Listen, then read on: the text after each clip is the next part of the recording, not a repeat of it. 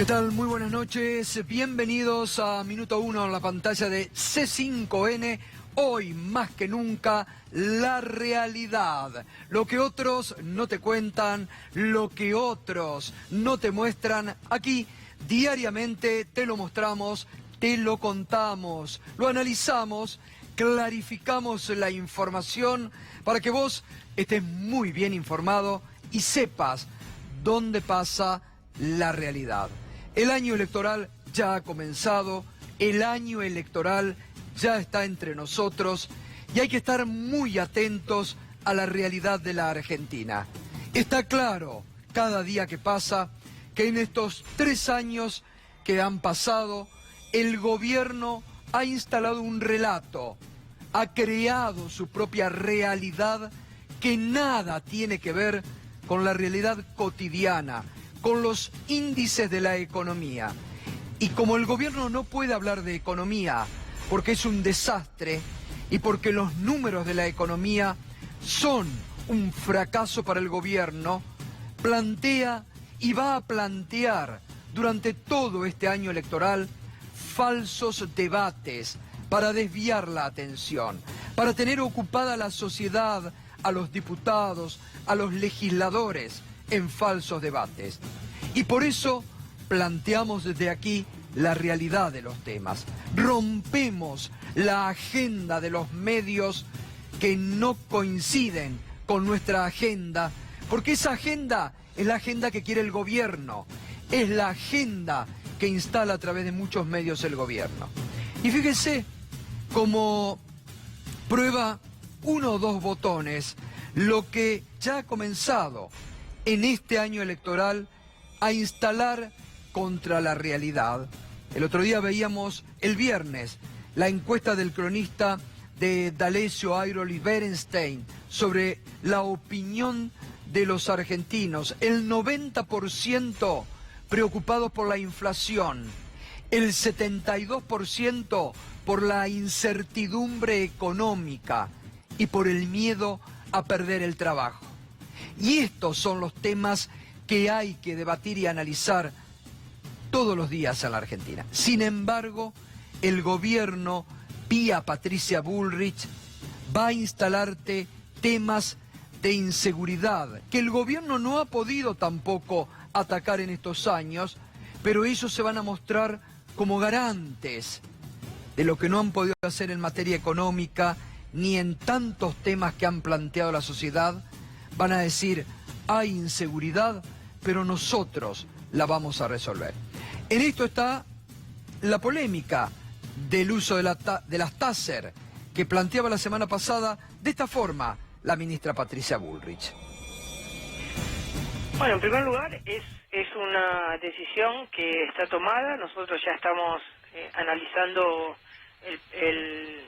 la posibilidad de una licitación para la compra de las primeras pistolas Taser. Lo está haciendo nuestra Secretaría de Coordinación, a cargo de Alberto Foric, y queremos trabajar en lugares en los que lo que se precisa es un arma de carácter intermedio, porque el uso del arma o inclusive el robo que puede sufrir un policía o un miembro aeroportuario es mucho más complejo. Por ejemplo, en los trenes, cuando la policía está en un vagón de un tren, muchas veces el tren va con gente parada y no tiene posibilidad de salir rápido de un lugar a otro si hay una agresión. Tiene que andar entre la gente y el uso de un arma común es más complicado que un arma de carácter intermedio. Ahí está el primer tema que la semana pasada ya planteaba, ponían la polémica Patricia Bullrich. Van a ser 300 Taser que las van a utilizar en forma marginal, pero plantean la polémica. Hoy volvieron a instalar y ahora van a instalarte y te van a tener al Parlamento con un tema remanido, que ya hay muchísimos proyectos en el Parlamento, que no hay consenso, que va a ir al camino de la vía muerta nuevamente, que es la baja de la imputabilidad. Otra vez como falso debate, fíjate lo que decía hoy Patricia Bullrich. Hemos llegado a un consenso que es la imputabilidad para delitos graves a los 15 años, cuando un menor, un chico, comete un robo y nadie le dice nada y pasa como si no pasara nada, luego va generando conductas cada vez más violentas y avanza en la carrera delictual. Se va a generar una conducta de comprensión de que si sigue por ese camino va a terminar peor para él y para las víctimas que podría generar. El 7% de los delitos aproximadamente, que no es un número menor, están cometidos por menores de 16 años. En el último tiempo, y sobre todo en drogas, el aumento del delito en manos de extranjeros es importante, llegando al 20% de las personas que están detenidas. Migraciones ha construido un listado de personas que están impedidas de estar en el país, o porque han cometido faltas, o porque están de manera ilegal. Y ahí, sobre la baja de imputabilidad, que tiene que es un debate que tiene que ir al Parlamento, que reitero, ya lo han dado en varias ocasiones. Dice la ministra, ¿quién ha logrado el consenso? Consenso habrá logrado dentro del gobierno, pero no hay consenso con otra fuerza política. Por eso digo, es un falso debate. Te lo queremos mostrar para que estés atento. Y ahí también vuelven a plantearte el tema de los extranjeros que van a deportar. Otra vez vuelven con ese tema. ¿Sabe por qué? Porque no pueden hablar de temas esenciales, de la economía. Fíjate de esto, por ejemplo. Mirá, la empresa armada por el presidente Macri y por su amigo del alma, Nicky Caputo, Mirgor, la empresa armada por Macri por su amigo del alma, que hoy sigue con su amigo del alma, Nicky Caputo, Mirgor. Fíjate la novedad de hoy. Mirá, veamos.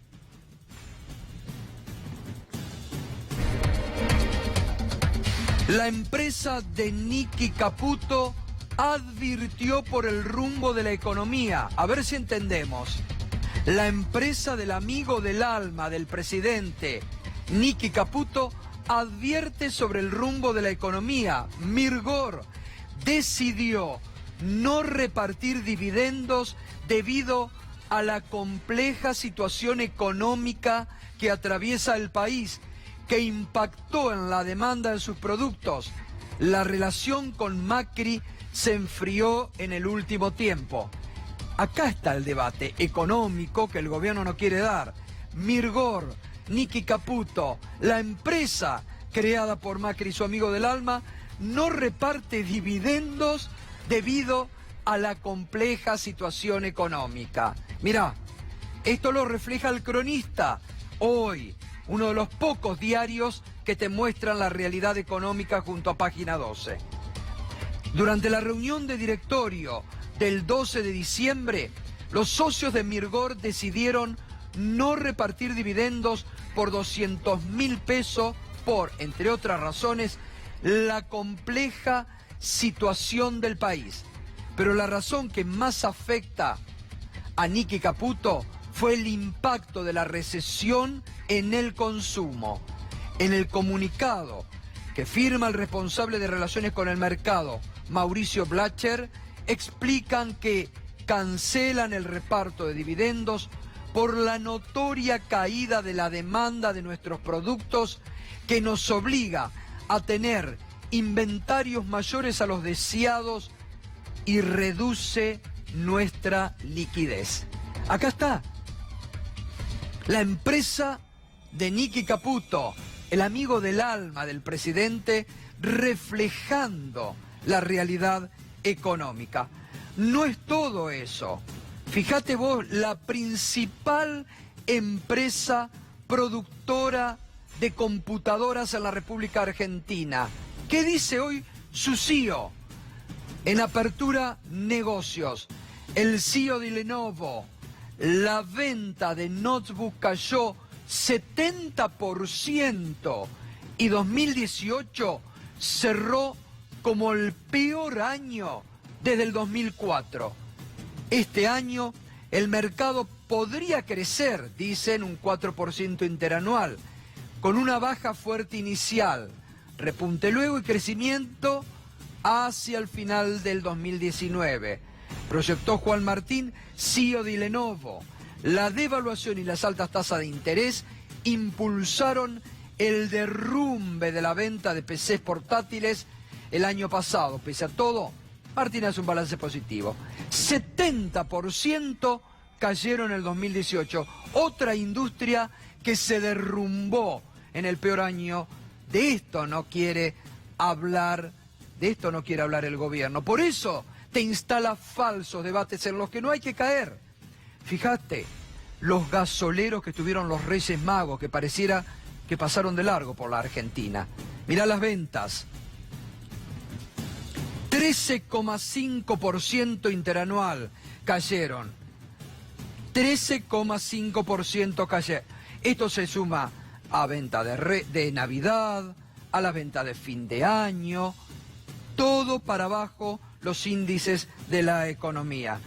Y un panorama en este marco muy desalentador.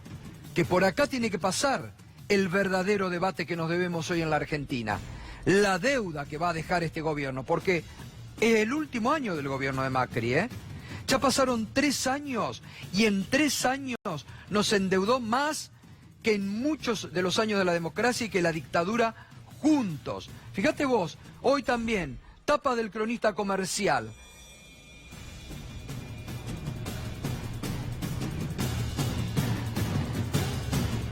Vencimiento de la deuda total, lo reflejaba hoy el Cronista Comercial, como el principal tema para el 2020 y para el futuro gobierno. Fernando. Volumen total, Gustavo, ¿qué tal? Buenas noches. Esa es la deuda total que tiene la Argentina con el sector privado, 304.000 millones de pesos, y ahí estaban los vencimientos que vamos a tener que afrontar. No solo este gobierno, sino fundamentalmente lo que viene, que es lo más difícil. Hay 2024, que es después del cambio de gobierno.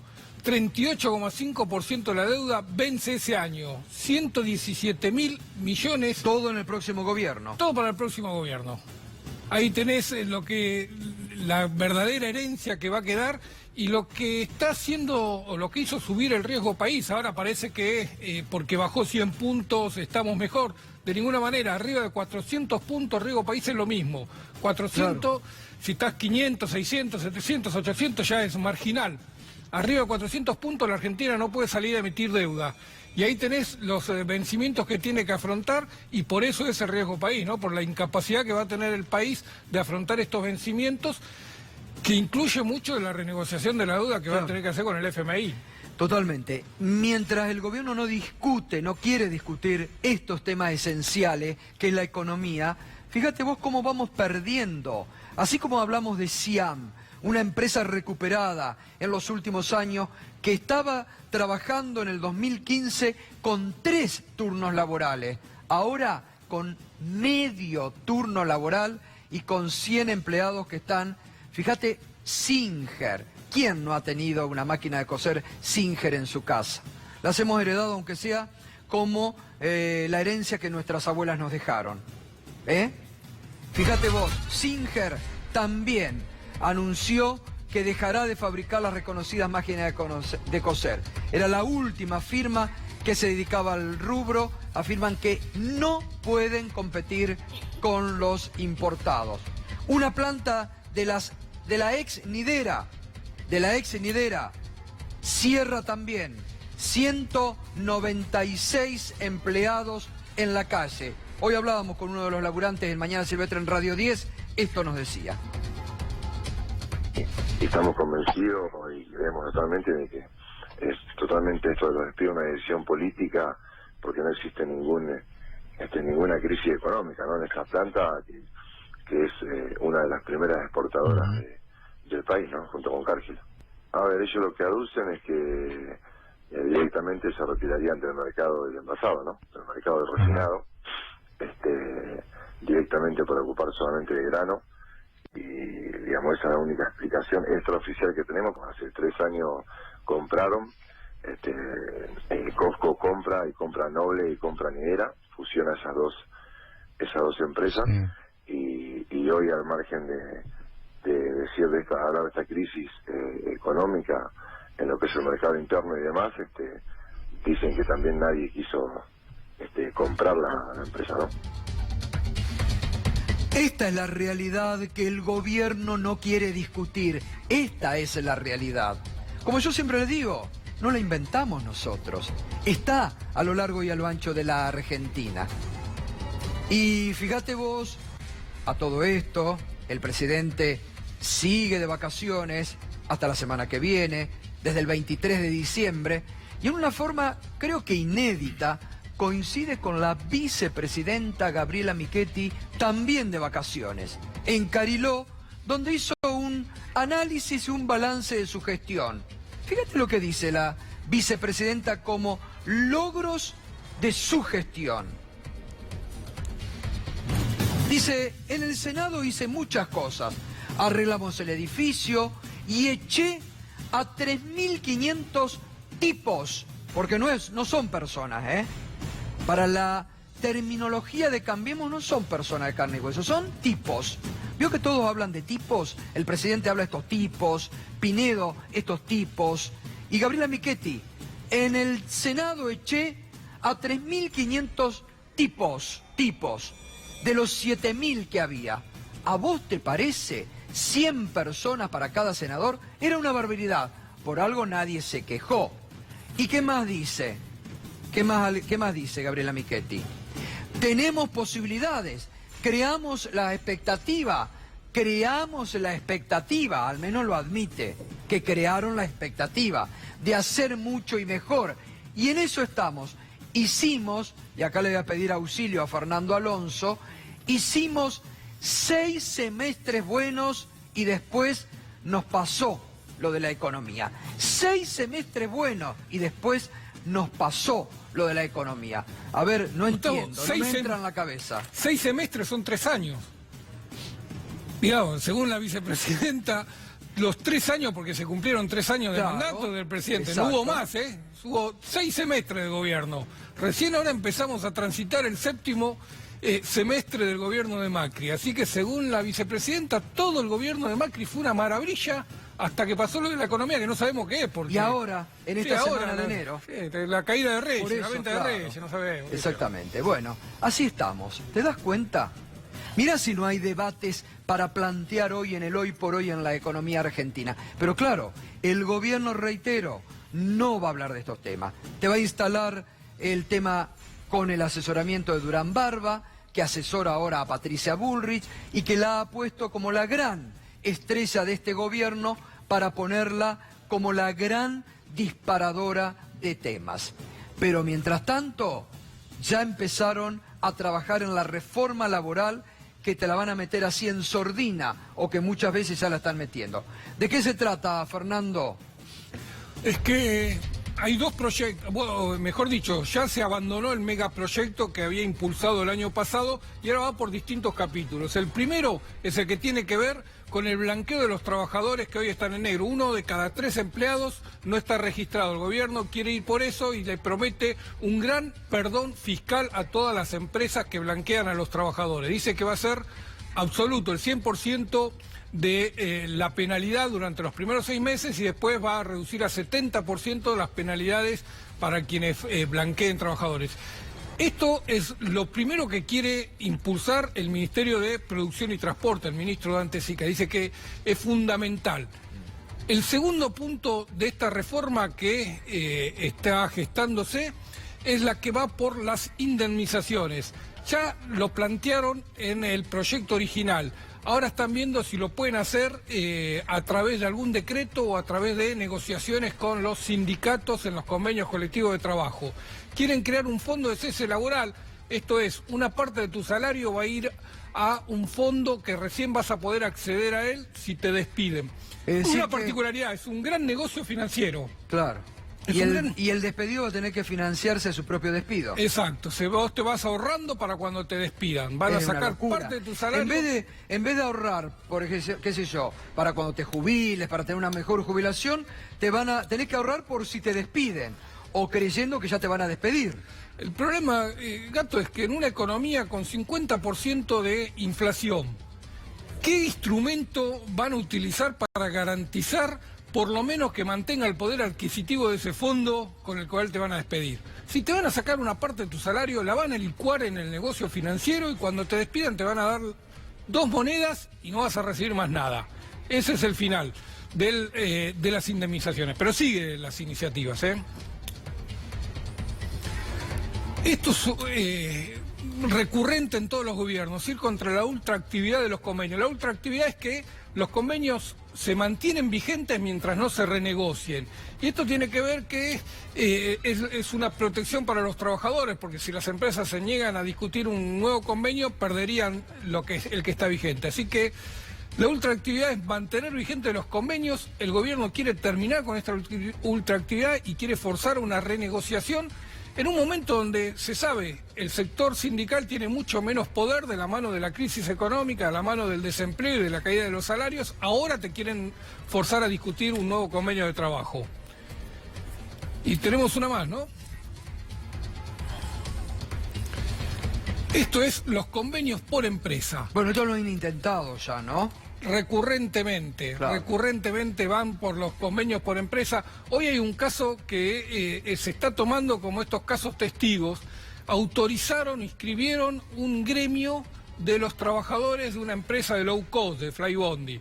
En principio es solo la inscripción gremial, es un proceso que está convalidado por la Corte Suprema, pero a partir de ahí le habilita el pedido de la personería gremial y la discusión de un convenio que iría en contra de todo lo que tiene el sector aeronáutico y que, por ejemplo, respalda a todos los trabajadores de las aerolíneas argentinas. Pero esto que se presenta en Argentina no es de acá, no es que a los genios de Cambiemos se le ocurrió una reforma laboral, es una tendencia en todo el mundo y creo que... Y es lo que plantea el Fondo Monetario Internacional. Y frente a esto hay protestas en el mundo. Siempre asociamos, justo por eso lo tenemos por suerte a Pedro Brigger, que nos refresca lo que pasa en otras partes del mundo cuando el fondo exige y cómo reacciona el mundo. Pedro, ¿no? Buenas noches. Buenas noches, efectivamente, Gustavo, y es lo que estaba diciendo Fernando. Nosotros acá le comentamos de las protestas en Hungría. Este fin de semana hubo otra vez protestas a pesar del frío, hace mucho frío en Hungría, la gente igual salió masivamente a las calles. ¿En contra de qué protestan? Fíjense lo que ellos llaman la ley de esclavitud. Esto parece increíble que uno esté hablando ahora, en el año 2019, de un país como Hungría, en Europa, donde el gobierno impulsa una ley de esclavitud, así la definen, cuando uno tendría que pensar que hoy hay que trabajar mucho menos, porque la alta tecnología permitiría que todos nosotros pudiéramos trabajar mucho menos y disfrutáramos del ocio. Al fin y al cabo hay que reivindicar el ocio, el descanso, salir a plaza, estar con las familias, pero no. En Hungría se da lo opuesto y está en sintonía con lo que explicaba Fernando. ¿Qué es la ley de esclavitud? Se lo dijimos hace unas semanas. Aumento de las horas extras anuales, de 250 a 400 horas anuales. Esto implicaría que la mayoría de los trabajadores tendrían que trabajar también 6 días en vez de 5. Pero hay un agregado. Se le podría pagar recién después de 3 años. ¿Escucharon bien?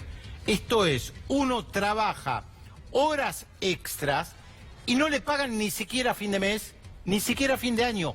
Podrían pagarle, porque la ley lo habilita, recién después de 36 meses, 3 años. Por eso la llaman la ley de esclavitud, por eso los sindicatos salieron masivamente a las calles, le reitero, a pesar del frío, le plantearon un ultimátum al gobierno. Si en 5 días no elimina esta ley, el 19 de enero van a paralizar completamente el país. Y está claro, ¿cómo la gente no va a salir a protestar cuando se plantean leyes que permanentemente ponen a la gente contra la pared y en vez de poder disfrutar de la vida un poquito más, esto implica todo lo contrario, Fernando? No, es que además lo que plantea son modelos de países que alimentan de bienes y servicios a los países desarrollados.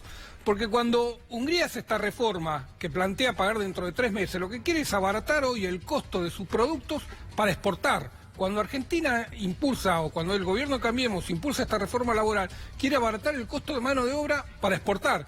Y todo eso no tiene que ver con el desarrollo del mercado interno, con el bienestar de las familias argentinas. Tiene que ver con alimentar de bienes y servicios más baratos a los países desarrollados. Pero además lo vamos a debatir a partir de las 21, va a estar el doctor León Piasek, un especialista en temas laborales, porque las veces que se han formulado y se ha hecho una reforma laboral en la Argentina no ha servido para nada. Ha sido un engaño, ñanga pichanga, como se dice en el campo, cuando te dicen, no, hay que generar condiciones para crear empleo, han logrado todo lo contrario. En la próxima hora seguimos con este tema. Pablo Moyano ya se ha manifestado, ya se manifestaron otra vez en contra de esta reforma laboral que pretende el gobierno y además contra el nuevo aumento que están preparando para el próximo jueves, la marcha de las antorchas por el centro de la ciudad de Buenos Aires. Hay una bronca, hay una angustia en la gente que va creciendo, ¿no? Yo creo que si bien en diciembre, gracias a Dios, no hubo ningún tipo de problema como se esperaba, creo que a partir de marzo, abril, las movilizaciones y los reclamos de aumentos salariales va a ir creciendo y ahí se va a ver el termómetro de la gente, ¿no? Y el día que quieran instalar la reforma laboral o bajar las indemnizaciones o bajar el costo de la logística como permanentemente los economistas del gobierno quieren instalar, lo que siempre hemos estado en la calle vamos a estar rechazando esta reforma laboral que precisamente viene a bajar salarios, a congelar las paritarias, a bajar los convenios colectivos de trabajo para la baja.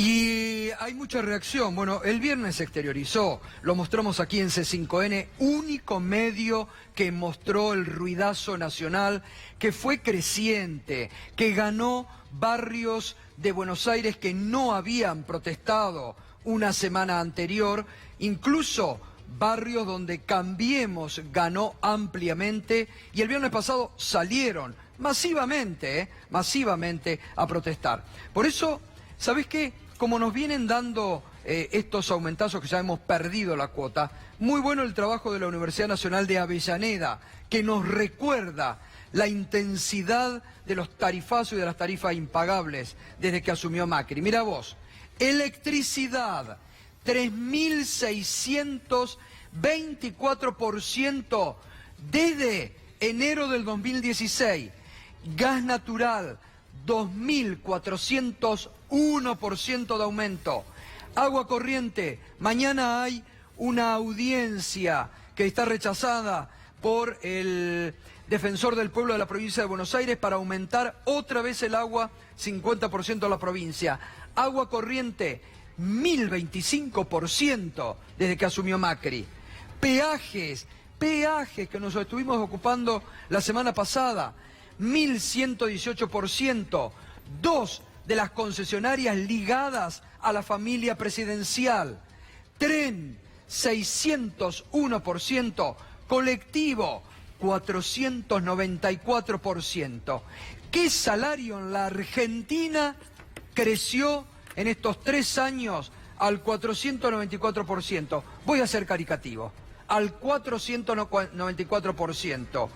¿Qué salario creció en estos términos en la Argentina en estos últimos 3 años, Fernando? De hecho, este año está perdiendo 10 puntos el salario contra la inflación, así que te imaginas que en el acumulado de estos últimos 3 años está muy por debajo de la inflación. Perdió en el 2016, en el 2017 le había recuperado 2 o 3 puntitos y este año los vuelve a perder, así que va muy atrás el salario. Lo de aguas tiene que ver con APSA, la empresa de aguas bonaerense que tiene que realizar el incremento tarifario y rige para buena parte del interior de la provincia. Muy bien, tenemos una noche movidita con muchos temas.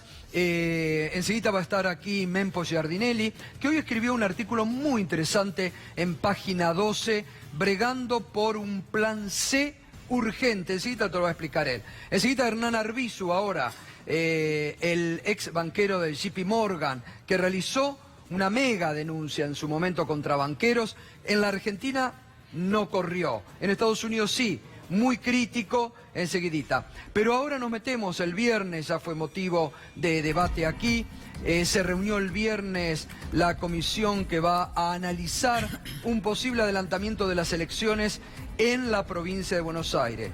Yo te lo adelanté, se habla del 6 de junio, fecha que quiere la gobernadora María Eugenia Vidal, que todo parece indicar va a ser el 6 de junio. Está la senadora provincial Teresa García, que integra la comisión. ¿Qué tal, Teresa? ¿Cómo está? ¿Qué tal? Buenas noches. ¿Cómo le va? ¿Se reunieron? Nos reunimos el viernes en Mar del Plata. Primero quiero aclarar, aunque sea vano, pero esta es una comisión que tiene carácter administrativo. No ha sido votada por ninguna de las dos cámaras, por tanto no tiene carácter vinculante lo producido por la comisión. Y se reunió para tratar 3 temas. El desdoblamiento, y con esto se refiere a separar las elecciones municipales de las provinciales, el desenganche de la nacional hacia la provincia y un nuevo sistema electoral. Otra vez la sopa fría, voto electrónico, boleta electrónica única, etcétera. Nosotros intentamos que se discutiera financiamiento de partidos políticos, dado lo que había ocurrido con aportantes falsos en la provincia este año, que le costó la cabeza a la contadora. No fue negado el tema en discusión. A propósito, paréntesis, sí. ¿Qué está pasando? Usted sigue ese tema, usted fue denunciante. ¿Qué está pasando? Porque hubo una decisión a nivel nacional de llevarlo a la justicia electoral. ¿Qué pasa en la provincia? En la provincia de Buenos Aires, Sciulu, que es el juez subrogante electoral, reclamó para sí la causa citada en Casanelo y la de Kreplak de la provincia de Buenos Aires. Finalmente accedieron a darle la causa, la Cámara accedió a darle la causa, a darle por válido que la tuviera él como simplemente una contravención electoral, cuando todos sabemos que aquí hubo 2 supuestos delitos que hay que investigar, que es robo de identidad y lavado de activos, lavado de dinero. Es decir, que en la provincia... Nosotros vamos a insistir ahora con esta causa... Pero la causa todavía tiene una parte Casanelo. Y tiene una parte Kreplak todavía. Si bien Sciulu está reclamando para sí la totalidad de la causa. Es decir, que todavía queda una cuota de esperanza que se investigue. Queda una cuota de esperanza y de responsabilidad de todos nosotros de hacer que se cumpla con lo que se tiene que cumplir, porque está declarada como delito penal. Respecto a esta comisión, vuelvo a decir, en verdad, usted lo dijo de otra manera y bien dicho con otras cosas hace un rato. A mí me parece que nos proponen debates que son inútiles, porque frente a ese cuadro que acabamos de ver recién, de un aumento del 3.600% de la luz, del agua, del transporte, salarios a la baja, la verdad que no hay certezas en ningún plano, que nos pongan a discutir temas electorales es casi una inmoralidad. Yo creo que sí hay que discutir cuestiones electorales, pero justamente no en un año electoral. Esto para mí es una estrategia, es un experimento al que nos somete Durán Barba, como a tantos otros, como usted acaba de mencionar hace un rato con Bullrich. Un experimento para que todos estemos inmersos en un debate que no tiene ningún sentido. Y le digo por qué. El primero de los temas, el desdoblamiento, separar las elecciones municipales de las provinciales, es inconstitucional. Artículo 130 de la Constitución Provincial. No se puede hacer, así que no sé para qué consultan algo que no se puede hacer. El segundo de los términos, que es desenganchar la elección de Vidal de la de Macri, no hace falta ninguna consulta. Simplemente la gobernadora, con un decreto, como lo ha hecho Beretilnec o como lo ha hecho Schiaretti, puede adelantar y fijar su propio cronograma. Y por último, el tema de cambiar el sistema electoral, o voto electrónico o boleta electrónica, hacerlo a 7 meses de que la gente tenga que votar. Cambiar la modalidad con la que la gente está acostumbrada a votar es inútil, porque además, desde la última elección no hubo ningún contratiempo con la boleta completa. Así que mi estimación es que esto es un armado de un gran escenario, de una gran escenografía, para ir ubicando a María Eugenia Vidal como la posible candidata, porque en mi estimación personal yo tengo dudas que Macri vaya a ser reelecto como candidato. Ahora a las 9 lo vamos a hablar, pero yo creo que el gobierno va a anticipar las elecciones. Es probable. Y yo digo, ahí, ¿no deja de nuevamente a la oposición o al peronismo en la provincia, que son la fuerza mayoritaria hoy con mayor poder tal vez hacerle... ¿No lo deja en Orsay? Digo, porque ellos ya tienen candidato. Sí, sí. La gobernadora va a ser candidata a la reelección. La oposición no tiene candidato. No, todavía no, pero como la gobernadora dijo en el mes de fines de noviembre, principios de diciembre, que iba a evaluar en el mes de marzo si adelantaba o no adelantaba, cada fuerza política tiene sus tiempos. Nosotros estimo que entre febrero y marzo estaremos discutiendo quiénes son los candidatos. ¿Y esto habilitaría las PASO o se suspenderían las PASO? No, si llegan a adelantar en la provincia, ¿no? Exclusivamente, tienen que suspender las PASO porque no dan los tiempos. Bien. Ahora, perdón, ¿por qué adelantar una elección si el mandato es hasta fin de este año? Esa es la pregunta. ¿Por qué adelantarla? Por las cosas por que una acaban política, las claro. cosas que acaban de mostrar y hablar ustedes. Exacto. La situación económica en plano inclinado en caída. La poca expectativa que hay de parte de la sociedad y uno lo ve reflejado en las encuestas. Pero no era la nueva política, la No, institucionalidad. eso es como dijo Michetti. Le pasaron cosas que no sabe cuándo le pasaron, que fueron 6 semestres maravillosos.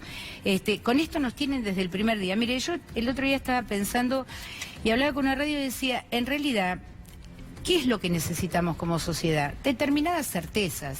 Saber que uno toma el colectivo a determinada hora, que cuesta tanta plata, que va a trabajar. No, las Que las certezas que elecciones son tenemos. en octubre. Bien. Este gobierno dijo, la gente no va a pagar, van a pagar menos personas ganancias, pagan más personas. No se le va a quitar ningún derecho que tenía, le quitaron el derecho hasta los discapacitados. No va a haber más aumentos de tarifas, hasta la propia Carrió lo dijo el año pasado. Hoy nos desayunan el primer día de enero con un 50% promedio de aumento en las tarifas. Y ahora, la única certeza que tienen los argentinos, que votan cada 2 años con una formalidad y con una modalidad, tampoco la tienen. Porque ahora dicen, mire, no sabemos ni cuándo van a votar, ni sabemos cómo van a votar. Entonces Lo que pasa es que es una estrategia, justamente. Obviamente. Porque frente a este panorama, ¿quién tienen para exhibir? A María Eugenia Vidal. Convengamos que lo único que tienen para exhibir. Tienen dos dirigentes que han sobrevivido al tsunami que no pudo sobrevivir Macri, que es María Eugenia Vidal y Larreta. Están tratando de ver cómo hacen una alquimia electoral, a ver cómo la posicionan. Ahora mi pregunta es la siguiente, con esto termino. ¿Qué pasa? Porque nosotros estamos tranquilos, votemos en octubre, votemos en agosto, votemos en el momento que se determine cuándo va a votar. Nosotros tenemos nuestros candidatos en la fuerza política. Ahora, la pregunta es, si pierden, ¿van a adelantar el gobierno? ¿Quién es candidata en la provincia? No, en la provincia tenemos varios dirigentes. ¿Cristina puede ser candidata en la provincia si se adelantan las elecciones? Cristina puede ser candidata en la provincia, pero yo no he visto ni he escuchado ningún gesto de parte de ella, ninguna palabra, y no hay ninguna posibilidad de que ¿Por qué lo sea. todavía no se había hablado? Se empezó a hablar pero ahora digo, a mí me parece que este escenario que armó Durán Barba con Marcos Peña y Macri respecto de la posibilidad de escenario de María Eugenia Vidal, de Cristina en la provincia y Cristina en la nación, tiene que ver con como una prueba, un ensayo, un espejo de cómo funcionaría lo de María Eugenia Vidal. Pero en todo caso la pregunta del millón es, supongamos que adelantan las elecciones, y las adelantan por estas razones, porque la verdad otras no hay. Si todo anduviera tan fenómeno como dice Michetti, la verdad que no habría ninguna necesidad de adelantar. Ahora, si las adelantan y pierden, ¿qué hacen? ¿Entregan el poder antes? Y se debería ir al día siguiente. Me imagino yo, o esperar hasta diciembre de 2019. Me imagino yo.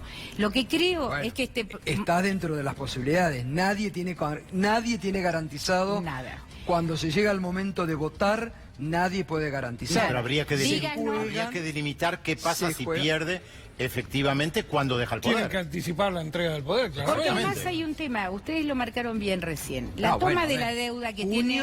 Si pierde la gobernadora y las elecciones presidenciales son en octubre. Pero tiene que, la gobernadora tendrá que entregar el poder de la provincia de Buenos Aires. Y no puede esperar hasta diciembre habiendo perdido. Porque, a ver, yo lo digo entre las razones... ¿Eso va a estar en el debate de la bicameral, por ejemplo? Sí, claro. Sí, claro que lo vamos a incluir. Nosotros vamos a incluir todos los temas en el debate. Después no nos dejan discutir esas cosas. Quiero aclararlo. El financiamiento de partido dijeron que no. Ahora, el tema es, una provincia endeudada. Se acaba de votar un presupuesto que es puramente de endeudamiento para pagar deuda. Peor, con una cuestión que no ha trascendido mucho, pero sí quiero remarcarla porque hoy incluso fue editorial de un diario nacional. En el presupuesto se incorporó en la fiscal impositiva un articulado que legitima una nueva ley de juego en la provincia, el juego online, que es una cosa casi escandalosa si uno la mira con atención, y de la cual en España, que tienen la misma ley, porque esta es copia y pegue de la ley española, acaban de anunciar estos últimos días de su modificación por las consecuencias en ludopatía que ha tenido. Pero esta ley además implica una recaudación inimaginable y un riesgo altísimo, que es el lavado de activos, lavado de dinero. Hoy es una de las actividades en donde radica la posibilidad de lavado de activos y lavado de dinero. Entonces, en el medio de un presupuesto de endeudamiento, con una inclusión de estas características que ya hasta la Iglesia Católica se ha pronunciado al respecto, en cuanto a que quieren convertir cada casa en un casino. Una enorme recaudación de manera no demasiado legal. un presupuesto con endeudamiento y ausencia de la política pública, de la política de Estado en el gobierno, todos los días de nuestra vida, no hacen que sea muy sostenible ni siquiera la candidatura de María Eugenia Vidal. Entonces, nosotros no queremos quedar enmarañados en una discusión que nos proponen que no tiene demasiado sentido. Vamos a estar sentados en la mesa discutiendo todos los términos, pero a nosotros nos preocupa lo que usted ha dicho hace un rato, nos preocupa cómo presentó usted este programa, porque eso es lo que nos parece que es la preocupación cotidiana de la gente, sin descuidar el tema electoral, porque hoy también han hecho otro anuncio que a mí me preocupa más todavía, y es la eliminación del telegrama para dar cuenta de la transmisión de los datos. Sí. Ya vimos el año pasado, tanto en la PASO como en la general, cómo eso puede ser una sospecha de fraude. Exactamente. Eso puede ser una sospecha de fraude. La eliminación del telegrama puede traer una sospecha grande de fraude si lo hace. El único instrumento que tiene cualquier fuerza política para constatar la voluntad del votante es el telegrama y la transmisión al correo argentino o por la empresa que tienen contratada.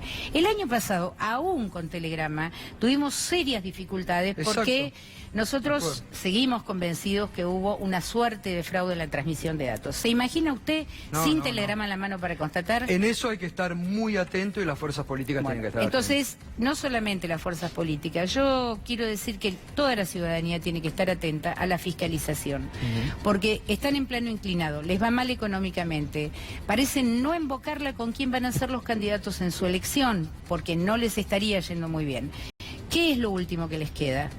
El fraude electoral. Entonces, no solamente las fuerzas políticas, sino todos los ciudadanos tienen que estar ese día muy atentos. Gracias, Teresa. Muy amable, como siempre. Gracias.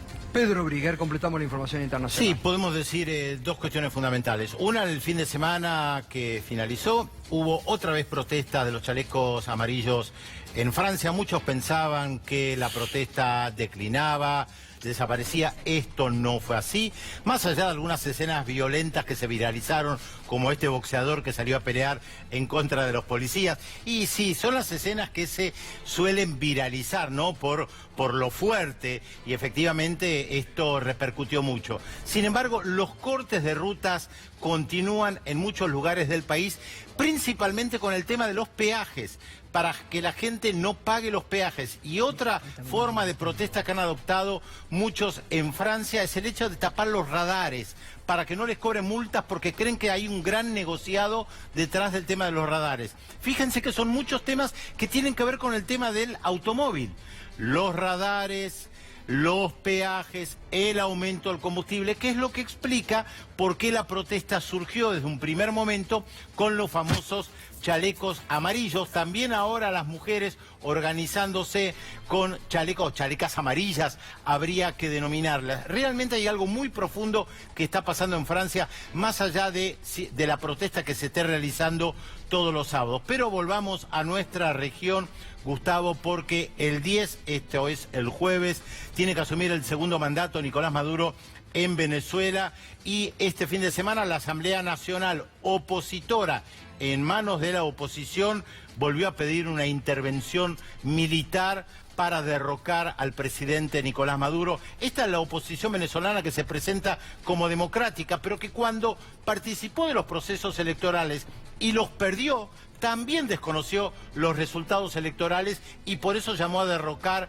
al presidente de Venezuela, Nicolás Maduro. Y Gustavo les decía antes, ¿cómo se cambia el eje de la información, ¿no? Cómo nos intoxican con determinados temas y tapan otros. Fíjense, el secretario general de la Organización de Estados Americanos, Luis Almagro, permanentemente tuitea en contra de Venezuela.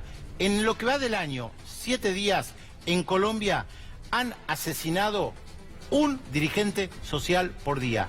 Van 7 dirigentes sociales que han asesinado por día. Y sin embargo esto para el secretario general de la OEA no merece ningún reclamo. Para la inmensa mayoría de los países de América Latina no merece ningún reclamo. La pregunta es, ¿por qué esa obsesión con Venezuela y no se comenta lo de Colombia? Y reiteramos lo que pasó el viernes pasado, muy importante la decisión de México de no alentar la intervención en Venezuela. Gracias, Pedro, muy amable. Lo hemos anunciado, Hernán Arbizu esta noche con nosotros, ex JP Morgan, denunció en el 2008. ¿Qué tal? Buenas noches. ¿Qué tal? Buenas Gracias noches, por venir. ¿Qué Gracias por pasó invitar. con sus denuncias? Bueno, está claro que no pasó absolutamente En nada. tiempos en que en la Argentina hoy la justicia le da mucha trascendencia a los arrepentidos, fue Sí. usted uno de los primeros arrepentidos. Y sin embargo la justicia argentina no lo quiso escuchar. Mire, bueno, vamos por partes. Mi denuncia del 2008 quedó absolutamente en la nada. De hecho, yo me fui a Estados Unidos, cooperé con la justicia americana y con la Comisión Nacional de Valores en Estados Unidos. Cumplí una pena por eso, mucho menor justamente por haber cooperado.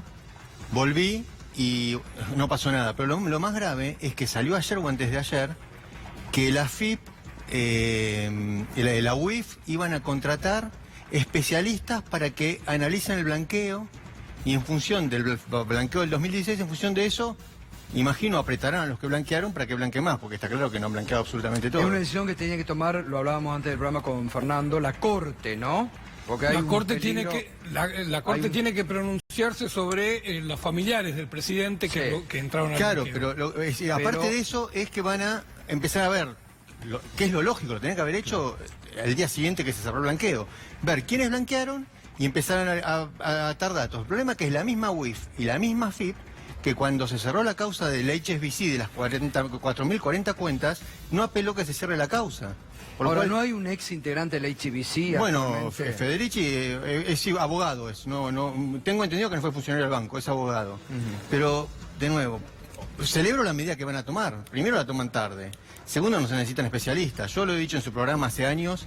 En el 2008 hubo un caso similar al mío con ciudadanos americanos que evadían impuestos en Suiza, de la Unión de Bancos Suizos. ¿Qué hizo Estados Unidos? Hizo un blanqueo, pero dijo, señores, el que no se acoja al blanqueo, agárrense porque no va a ser fácil. Blanquearon tanto dinero que al arrepentido le dieron en recompensa $100 millones. El RIS, que es la FIP de Estados Unidos. Fue tanto el dinero que, bueno, justamente fue enorme la cantidad de gente que blanqueó. Pero al día siguiente, la FIP, el RIS, agarró y dijo, a ver, fulanito de tal declaró que tiene una cuenta en Banco X en Suiza. Bueno, esto me lleva a pensar que si fulanito tiene una cuenta en el Banco X en Suiza, no es el único ciudadano americano que tiene cuentas en el Banco X en Suiza. Entonces, de nuevo, el RIS hizo lo que es el NN sobre evasión, John Doe, no me acuerdo, John Doe es el término que se usa en Estados Unidos, y le dijo a la justicia americana, miren, justamente por este dato, que este y este tienen cuentas en VS Suiza, ciudadanos americanos pasibles de pagar impuestos en Estados Unidos, tienen cuentas en VS, Unión de Bancos Suiza, es muy probable que haya más ciudadanos. Claro. ¿Cómo terminó eso? Hoy, el día de hoy, usted es americano, va a abrir una cuenta en Suiza, sea blanca, negra, violeta, no se la dejan abrir. Los bancos suizos tuvieron que pagar multas de $1.000 millones. El que era el jefe, Rudy, no me acuerdo cuánto, el jefe mío de UBS Américas cuando trabajaba en la Unión de Bancos Suizos, estuvo más de 2 años con el brazalete en Miami sin poder salir de Estados Y Unidos. además acá, Hernán, hay que tener en cuenta, en base a esto que usted dice, que primero, la ley votada por el Congreso no autorizaba a familiares. El presidente los incorpora y el hermano del presidente es el principal blanqueador y nadie le pide, admitiendo que tenía una cuenta en el exterior que no había declarado. Es decir, obviamente es gravísimo y no sé si hay alguna violación de la ley. Independientemente de eso, ellos vinieron con el argumento de la institucionalidad y la honestidad. Y eso como mínimo es muy dudoso justamente, además por decreto que lo hayan hecho, ¿no es cierto? Hernán, en la lista que usted difundió con los argentinos que tenían cuentas en Suiza, todos esos la sacaron en forma ilegal del país La Plata. El listado mío, yo trabajaba en JP Morgan en New York. El Booking Center, que es donde estaba el dinero, era en Nueva York. Por lo cual no era en Suiza, era en Nueva York. Pero en Nueva York, de nuevo, yo siempre digo, de una masa del 100% del dinero de argentinos en extranjero, yo me arriesgo a decir que el 60% está en Estados Unidos, o el 70%, no está en Suiza. Pero... Nueva York, Miami, sí, Delaware, todo. yo le contaba en el programa de Gustavo, Claro. Miami para el argentino tiene una particularidad, que es grasa. Para el resto de los latinoamericanos, por lógica, por proximidad de vuelo, que son 7 horas contra 10 horas 40 hasta Nueva York, la mayoría de los países tienen sus cuentas en Miami, pero para el argentino, por la particularidad del argentino, es grasa tener la cuenta en Miami, por lo cual la tienen en Nueva York. Ahora, desde su experiencia, ¿no? Porque ya ha conocido, lamentablemente, ahí la justicia argentina tenía mucho para investigar, no investigó. ¿Está muerta la causa hoy? ¿Qué es lo que pasa? Bueno, pasaron 10 años, obviamente, así que imagino Claro. que está muerta. ¿Por qué cree hoy, conociendo usted como conoció a las finanzas internacionales, que el mercado internacional no le cree a Macri y el riesgo país está arriba de los 800, arriba de los 700 hoy. Mire, primero recordemos dónde, bueno, el argumento del gobierno es que Cristina tiene probabilidad de ser presidente. Pero recordemos que Macri lanzó su campaña para la agencia de noticias Bloomberg cuando estaba en una visita en Nueva York, es decir, la lanzó al mercado. Y si hoy el argumento de ellos es que el riesgo país sube porque Cristina mejora en las encuestas cada día, es porque el mercado no le cree a ellos. Así que es peor la explicación que da que digan, miren, la verdad estamos haciendo mal las cosas, las vamos a mejorar. Pero el argumento, la realidad es que están haciendo mal las cosas. El PBI, ya estamos endeudados el tamaño del PBI, un poquito menos, 300.000 millones de dólares. Lo que hay que decir es que se desplomó el valor del PBI de Argentina, que llegó a estar arriba de 500.000 millones de dólares y hoy está en 309.000, 310.000 millones de dólares. Es decir, no sé si se robaron un PBI, pero son magos porque lo hicieron desaparecer. Así que, es decir, ahora, claro, se endeudaron 100.000 millones de dólares más lo que venía de arrastre y desapareció porque en infraestructura no está ese dinero, en escuelas no está, así que no sé qué ha pasado, como mínimo son magos. Después tiene la fuga, 25.000 millones de dólares de fuga, es la mitad del préstamo del FMI. El FMI que es, ya si no le presta el FMI no le presta absolutamente nadie. Está bien, dicen, bueno, pero el FMI no va a dejar de prestar. En el 2001 nos dejaron de prestar. En un día dijeron, te quiero mucho, pero hasta acá llegó mi amor. Y nos dejaron como quedó el 2001. Y además, la industria se está cayendo a pedazos. ¿Cómo? Es decir, usted tiene que pagar una deuda, lo viene a ver el acreedor y lo ve que está todo el día tirado en la cama porque no puede abrir el negocio porque no vende nada. Y sí, el acreedor va a empezar a preocupar. Porque no hay forma de que pueda, si usted no factura, no hay forma de que pueda pagarlo. Y el déficit cero, recordemos que el déficit cero es en pesos y la deuda es en dólares, por lo cual cada vez más recursos, o se sigue achicando más el déficit, el presupuesto, o no sé cómo hacemos, porque la deuda, a medida que el dólar siga creciendo, siguen siendo más grandes. Sí, hoy estábamos hablando ya de cuánto está la deuda. 95% del PBI. Claro. Bueno, y el salario en dólares cayó una barbaridad también. No, es que, ¿sabe? No hay desgraciadamente. No hay en pesos también, ¿eh? En pesos también. Bueno, no, en pesos también. Hace unos años con un billete de 100 pesos yo podía pagar más de 20 viajes del subte. Hoy con un billete de 100 pesos menos de 5. Dígamelo a mí que estuve dos años afuera del país. La sorpresa que me llevé es increíble.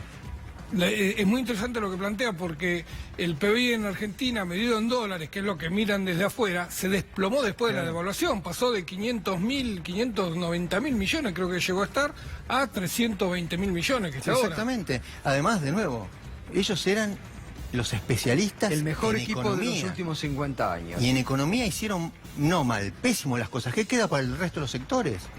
Es una situación... ¿Pero eran especialistas o no? Mire, mi experiencia me dice, ninguno, es decir, no voy a dejar de reconocer que todos tenían cargos de relevancia dentro de las instituciones donde trabajan, salvo Duhovne, que Duhovne más que el programa donde tomaba whisky no le conozco otro antecedente. Tenían responsabilidades, pero las responsabilidades en esas estructuras, en esas empresas, están acotadas. Usted no puede hacer lo que se le ocurre porque tiene miles de controles de risk control, de compliance. Es decir, los bancos no le van a dejar que pierda plata, lisa y llanamente. Por lo cual los controles que tienen, la autonomía que tienen ahora, para actuar nunca la tuvieron. Además que toda su vida fueron pro mercado, estudiaron, vivieron, trabajaron siendo pro mercado. Nunca estuvieron en la vereda enfrente. Ahora no son conscientes que ellos tienen que regular el mercado. Claro. Porque si le compiten como contraparte de mercado, y obviamente llevan la de perder, porque un Estado, es decir, no somos Estados Unidos, hasta Estados Unidos puede llegar a perder contra el mercado. Nosotros somos Argentina, si usamos las reglas del mercado, llevamos la de perder. Lo que tenemos que hacer es controlarlos, usar herramientas que ellos no tienen.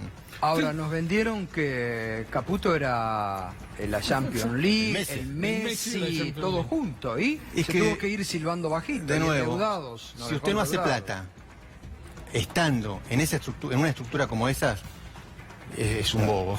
Es muy simple hacer dinero en esa estructura, pues de nuevo, llevan todas las de ganar. Ahora, usted dijo que el 60% de los argentinos tienen el dinero en Estados Unidos, no en paraísos fiscales, o por lo menos en paraísos fiscales dentro de Estados Unidos. ¿Cuánto de eso es legal? No, el tema es lo que por eso se llama, dije, Booking Center. La cuenta está en Estados Unidos, pero que quizás el titular de la cuenta no tiene su cuenta a nombre de él, la tiene a nombre de una estructura, un trust constituido en las Islas Jersey en Gran Bretaña o en Bahamas. Es decir, sí, son todas el shelter, la palabra sería la cobertura de ese refugio. dinero es una sociedad offshore, pero el dinero, no, nadie va a ir a poner, no son tontos, nadie va a ir a poner el dinero ni en Bahamas, ni en Gibraltar, está en Gibraltar es protectorado inglés, pero ni en las Islas Maldivas, ni en las Seychelles. El dinero está en JP Morgan Nueva York, en Unión de Bancos Suizos Ginebra, Zúrich. Los titulares de esas cuentas muchas veces son sociedades offshore. Y todo eso es dinero que salió Sí, ilegal de no. la Argentina. Mi experiencia me dice que el 95% en 20 años haciendo este trabajo. ¿Y eso es gente que trabaja o son los directivos o dueños de empresa? Depende, pues está sectorizado, por ejemplo, está lo que es bueno, tampoco voy a empezar a explicar el negocio de banca privada porque está por sectores, está sectorizado. Como de nuevo, JP Morgan cubría pura y exclusivamente lo que es el ultra high net, que son las personas más ricas, que el mínimo de cuenta, como ya he contado, eran 25 millones de dólares líquidos. ¿Cuántos de esos hay en Argentina? Yo se lo pregunto a usted, también lo sabe. Hay más de lo que uno se imagina, ¿eh? Más o menos. Y les digo, han pasado 10 años, pero 3.000 personas debe haber. 3.000 personas que cada uno tiene un mínimo de 25 millones. Sí, 25 Fuera del millones país. líquidos, que en patrimonio significa mucho más, ¿no es cierto? Porque una persona que tiene 25 millones de líquidos, un patrimonio no es menor a, como mínimo, 100 millones, un cuarto del patrimonio. Y eso es fuera del país. Sí. Lo que hay muchísimo es en el sector entre 5 y 20 millones. Eso es incalculable, la cantidad de monto de esa gente. Pero es más grave, de nuevo, perdón. Yo me quedo pensando que son cifras. Siempre se supo que hay un PBI argentino. Lo he dicho en su programa también. Sí. El problema es, si usted tiene 5 millones de dólares, que tiene una fábrica de tenedores, está bien, los tiene afuera, está evadiendo, está mal. Pero usted no decide las políticas de un país. Usted es víctima. En 2001, como he conocido gente que ha traído 10 millones de dólares, lo agarró el corralito y fue víctima de eso. Pero si usted tiene un patrimonio no menor a 100 millones de dólares, usted participa y decide en el destino del país, por el cual usted maneja información privilegiada. Ahora, Hernán, yo lo vengo escuchando desde hace muchos años, lo hemos dado en los distintos programas que hemos hecho, en la radio, incluso cuando usted estuvo detenido, pudimos hablar, porque digo, usted fue y se entregó en Estados Unidos. Yo me entregué, sí, acepté la extradición y me entregué en Estados Unidos. Pocos lo hacen. Que si Hay me que permite decirlo. hacer una aclaración con respecto a mi experiencia como arrepentido, comparado con lo que veo acá. Yo llegué a Estados Unidos, me presenté ante el juez me dijo, ¿usted es culpable o no es culpable? Es decir, está bien que el juez no participe de las investigaciones en Estados Unidos, es distinto acá de Argentina, ¿no es cierto? Bueno, me presenté, tenía un acuerdo de cooperación con la Fiscalía, que es el Departamento de Justicia de Estados Unidos, y quedé preso, porque el motivo de ser un arrepentido, usted no lo habilita a ser escarcelable. Lo que es escarcelable es si su delito es escarcelable, en función de eso le fijan una fianza o no, y sale, pero no porque es por arrepentido.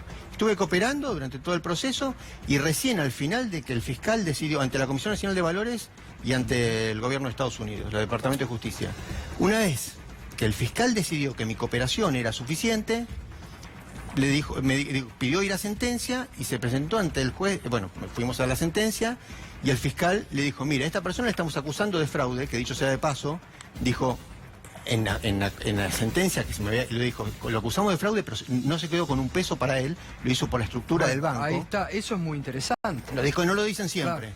Pero aparte de Con acusarlo la por diferencia que los empresarios que hoy se declaran arrepentidos en la Argentina ganaron Claro. mucho dinero, Bueno, porque no ni hablar. perdieron ningún Ni dinero hablar. ellos, Ni ¿no? hablar, claro, sí. Ahora sí. yo a eso iba, digo, en base aquí los jueces y el gobierno que tanto dice buscar el dinero de la corrupción K, la ruta del dinero K, usted tiró nombres, podrían haber recuperado tal vez mucho dinero si se investigaba. No lo hicieron, ¿por qué no lo hicieron? Teniendo ahí datos para investigar seriamente. Y yo le digo, yo lo he dicho también en su programa, nunca tuve un político hasta el 2008, es decir, personas que eran políticas hasta el 2008 como cliente. Siempre tuve gente del sector privado, empresarios, y capaz la explicación pasa por ese lado, ¿no es cierto? El poder de Bueno, lobby. lo vimos en el blanqueo. El poder de lobby. Claro, y el blanqueo, casi todo el gabinete de economía blanqueó dinero y lo invirtieron en instrumentos de deuda de política monetaria cuando ellos manejan la política monetaria del país. Sí. Ellos saben que en el banco donde trabajaban no lo podían hacer. Y acá no, y no sé si la Oficina Anticorrupción estará investigando, lo dudo. No. Ellos no, si usted estaba trabajaba en un banco y estaba trabajando en la emisión de acciones de C5N, supongamos, usted no podía comprar acciones de C5N porque manejaba información privilegiada. Y ellos lo saben, y sin embargo han comprado Levax, todos los instrumentos que han inventado ellos. Hernán, muchas gracias como siempre. No, de nada. Gracias, un gusto escucharlo. De nada. Hernán Arbizu pasó esta noche también aquí por Minuto Uno. Pedro, gracias. Hasta mañana, Gustavo. Seguimos con Fernando, enseguida tras la pausa. Mempo Giardinelli, vamos a abrir el debate. Se necesita, como planteó hoy Mempo en página 12, un plan C ya, el kirchnerismo y los sectores progresistas ante lo que Mempo dice, puede pasar lo que le hicieron a Lula en Brasil y un sector quedar sin un candidato fuerte.